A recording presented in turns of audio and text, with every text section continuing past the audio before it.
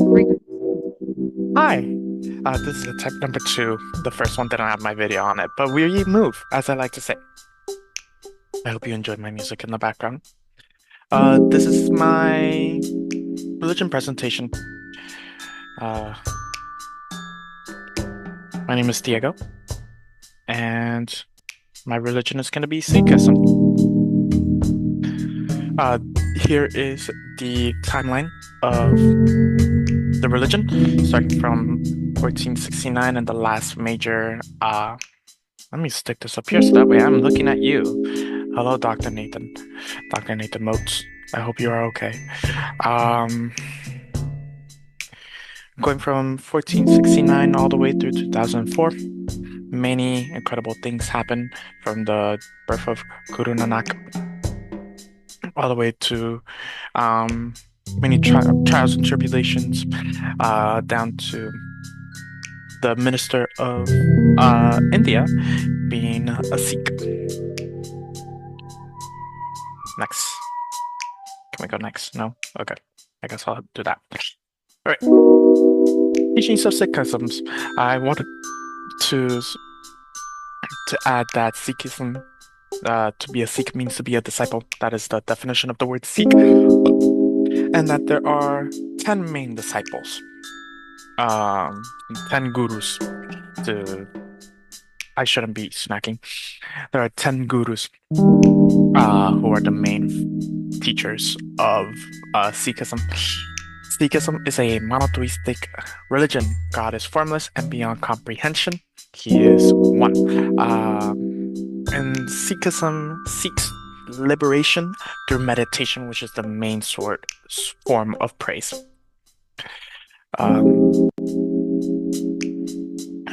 Teachings of Sikhism, God, or Waheguru, or Akal Purakh, all of those are his names, has created the world, humans, and everything in it for reasons that we cannot understand. God is the creator, the preserver, and destroyer. This is drawn from Hinduism, which is another popular religion with culture, geographically in that area.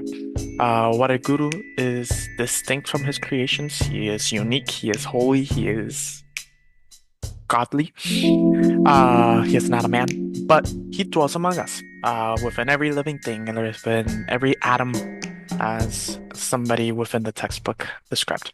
As such, we as people have the right or have the capability of knowing God. People may get close to God, to Waheguru, but Haumai, which is the act of being centered around us people, us as ourselves, the selfishness of people, rather than being God-centered, distances us from God. This then may show up as, I forgot the word for it. It may show up as lust, anger, greed, attachment, or pride. Those are the 5 deadly sins of Sikhism.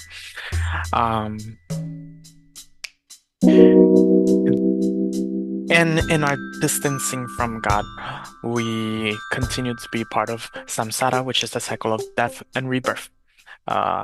We'll get into a little bit more later. And a little bit later being now. The ultimate goal of Sikhism is to reach mukti, which is the spiritual liberation from samsara. We will have eternal bliss because we are now in the divine presence of God, forever and ever. We shall always be with Him, therefore, and that's our heaven, per se. People will be in constant conflict between their selfishness and the will of God. Therefore, we must humble ourselves, receive God's grace, and ultimately meditate. That is the one way that we shall be thankful and we can receive His grace is through meditation. Teachings of Sikhism, we have the Rahit, which is the vital teachings of religious life. We have the 5Ks, that's part of the Rahit, which is having uncut hair, uh, including the I'm practicing it right now, as you can see, but not up here. You have a small comb in the hair, which signifies keeping clean.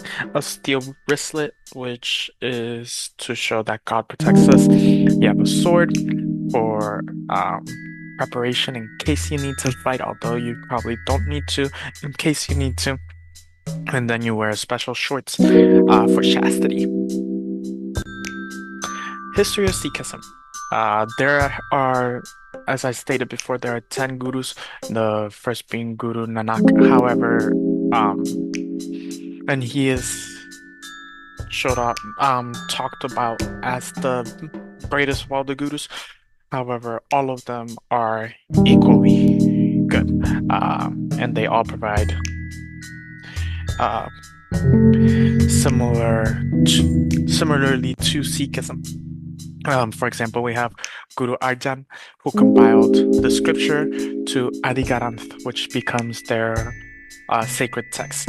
He also constructed the city of Amritsar, the Hari, the Mandar, which is now called Darbar Sahib, also known as the Golden Temple, indicated to the right. Darbar Harib, or the Golden Temple, is a Sikh center and an important religious building. It is a temple that signifies the connection between all peoples of India with its 4 doors. The 4 doors signifying north, south, east, west. This is also in direct contrast to Hindi temples that only have 1 door. Something else that is used to connect the or to signify how Sikhism is the temple signifies the connection between all peoples is that Arjan asked a Islamic leader or an Islamic architect, I forget exactly, to lay the foundation of the Golden Temple. The next notable guru is going to be our 10th guru, Guru Gobind Singh, who is commonly known as the greatest guru after Nanak. He is shown and depicted, excuse me, to be thoughtful and a religious person. However, he was very worldly. He was a man that dressed lavishly, as shown here. He loved hunting and always carried around a hawk when he was hunting or when he was sitting on a throne, because he was basically a prince, and he had that very special horse, his pony horse, no horse, with him at all times, that he took out while he was hunting. He was also a man that was trained to fight. He was a military man. He learned weaponry and religion at the same time.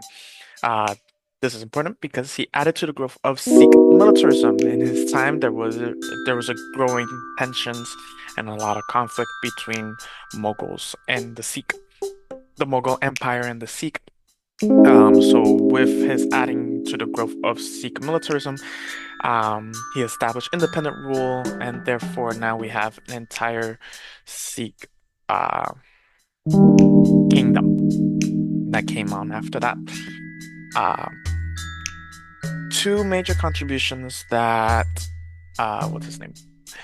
Guru Singh added. He established the Khalsa as the ethics of the Sikh, and he also made the Adi Granth into the guru that came after him. So now you have the text is now the teacher of Sikhism. Now in modern times, the Punjab has become a volatile region. There's a lot of fighting. It becomes annexed by the British in 1849. but it gains independence back in 1947. The kingdom then becomes split between the Muslim Pakistan and the Hindi India. Uh, in doing so, many Sikh now move to India rather than staying in Pakistan. Uh, which is important because it means that they leave behind a lot of sacred and important holy um, sites and relics, including the Golden Temple. Um, we then get the Khalistan, which is a nationalist movement that brought the Sikhs into conflict. Operation Blue Star. So India, the government of India in 1984 occupies holy sites, including the Golden Temple, and eventually there are deaths of up to 10,000 Sikh. The actual number is not known. It could be anywhere between 50 to at that 10,000, according to our text. This leads to the assassination of the Indian Prime Minister by her Sikh bodyguards. Eventually, things die down in 2004, and it finally plateaus in 2004 when we have our Sikh Prime Minister to the right over here.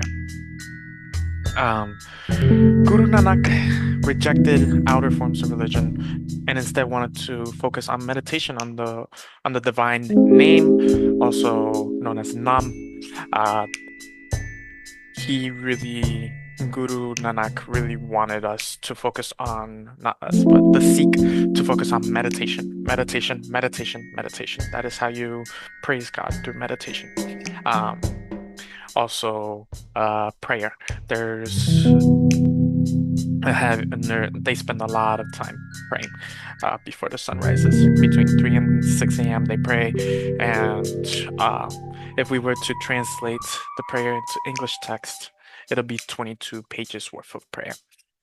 There are a few festivals, a few big holidays, some of them being Baishakhi Day, which is also the Indian New Year, but that is the day also when the Sikh received the sacred text of the Adi Granth. And also we have the festival holidays, which is an important Hindi and Indian holiday that is celebrated.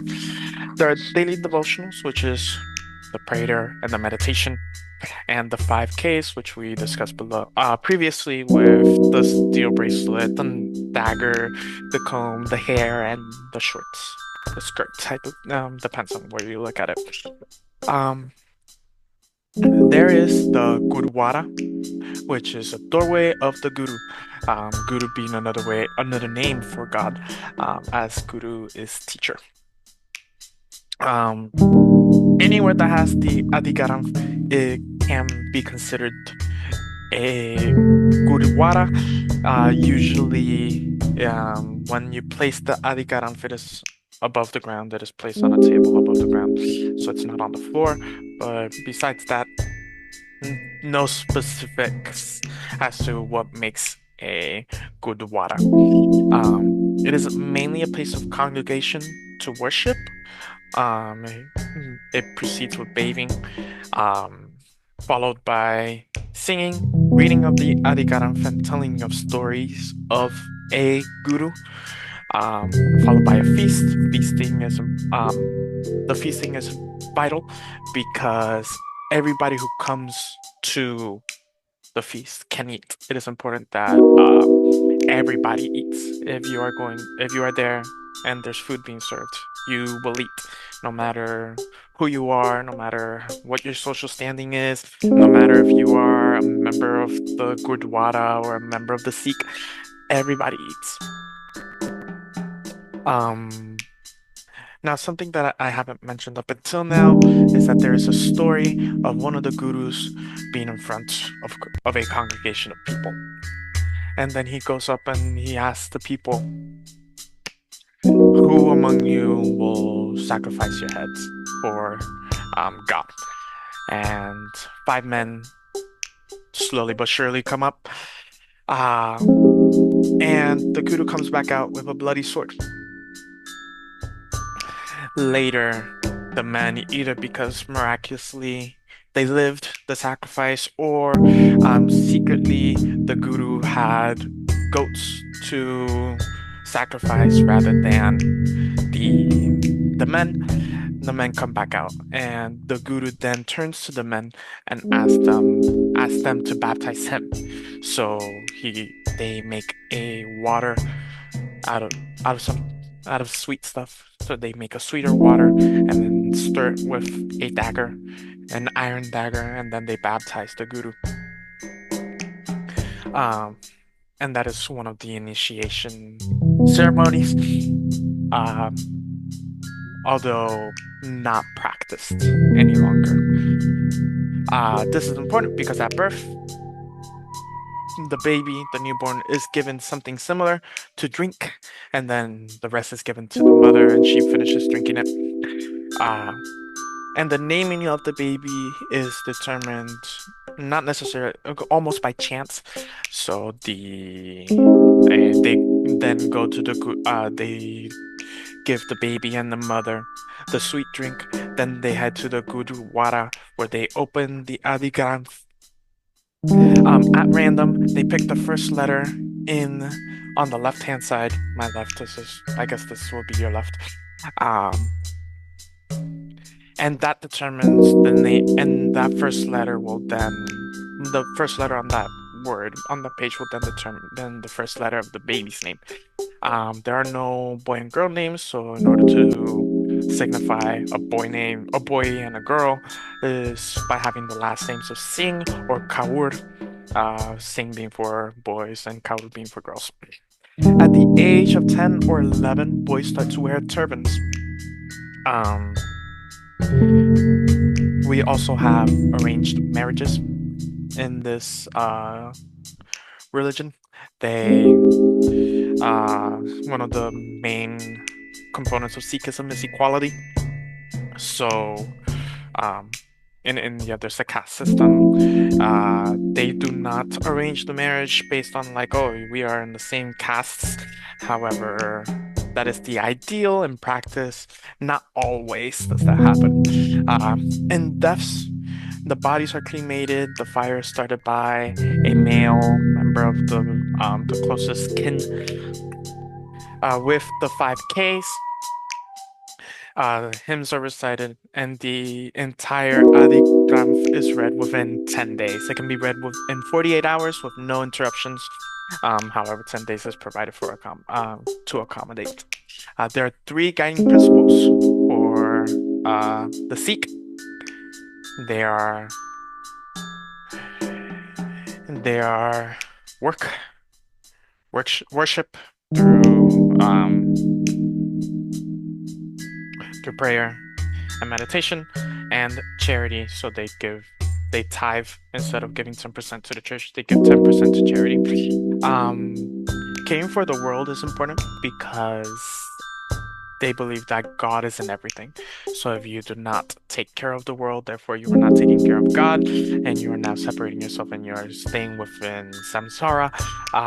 So if you take care of the world, you are taking care of God, and you're living in hakum. They maintain gender equality, so there's an excerpt in the textbook that really stood out to me. It said something along the lines of women give birth to men who become kings. Women are the bringers of life. So how can you disrespect women? How can you curse a woman's name if she's the one that gave you life? And women are also born of women. Therefore, you must respect. Now, there are many Sikh that live outside of Punjab and India. Therefore, some of these traditions that they uphold, some of these things that are important parts of their religions cannot be done, such as wearing a turban if you ride a motorcycle. In some countries, you must wear a helmet in order to ride a bike. A motorbike. So the religion is accommodating in the sense of like, okay, well, you can ride a bike, just like, and wear your helmet. Just make sure that like you put on your turban afterwards. Um, but at the same time, there are countries that have become accommodating to the Sikh religion, such as like California has changed its laws on motorbikes. Something else that might be difficult is that if you one of the things that you must one of the 5Ks is carrying around a dagger. Good luck getting on an airplane with a dagger. Uh, Next page, please. Thank you. What is ultimate reality? Uh, It is strictly monotheistic. There is one God, but God lives with his creation. God created the world for reasons that we don't know. We can't comprehend. There's a analogy that the book made, where it's as if we were to compare, if we were fish trying to understand the ocean. It's just we're people and we don't understand the ocean. Imagine being a fish now to be able to understand the ocean. Um, okay. People are inherently good, and we can know God because we are His work. Since it's like an art, it's the comparison. Another analogy that the book made was an art knowing the artist. Uh, we are the art. God is the artist. Uh, how should we live?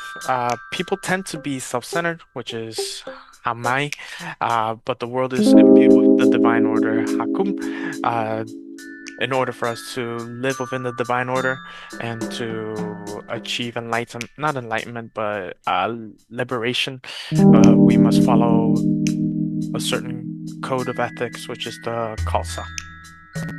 Uh, Ultimate purpose, since God is with us, we are able to know God. He, how mind can be overcome through meditation on Nam, the holy name, and Mukti, where the liberation can be is to be in the presence of God eternally, or and be in infinite bliss. Uh, the ultimate purpose, the end goal, is to reach liberation and become free of the cycle of birth, or death and rebirth. Five key terms, Hamai, which once again is to be self-centered, and it's rather than God-centered. It increases the distance between us and God. Mukti, which is spiritual liberation, um, to get out of the cycle of samsara. We have the Adigranth, which is their sacred text. We have Panth, which is the Sikh community, and then Lingar, communal kitchen in the Gurdwara. Um, and this religion really stood out to me before I started this course. I was introduced to it by a man on the Tic Tac. That's what the kids call it, right? The Tim Tams, the Tim Tams, the coffee place. And it really struck out to me because this man was discussing what it means to be Sikh, while he's making his turban, and he was discussing the importance of prayer and meditation and what it mean and how it they the Sikh value love and equality and positivity and optimism. And it's just really struck home. Uh, and this was important to me because this course has made me rethink my views on religion after my religious leader interview that I did right there. I started to discuss with my mom what it meant to be religious, and I just really, and all of that to say that I love the philosophies and the practices of Sikhism. I think that they are valuable. I think that they're a good way to live. Uh, Thank you so much for listening to me discuss. I hope that you have a wonderful day. I hope you enjoyed my music. I shall see you later.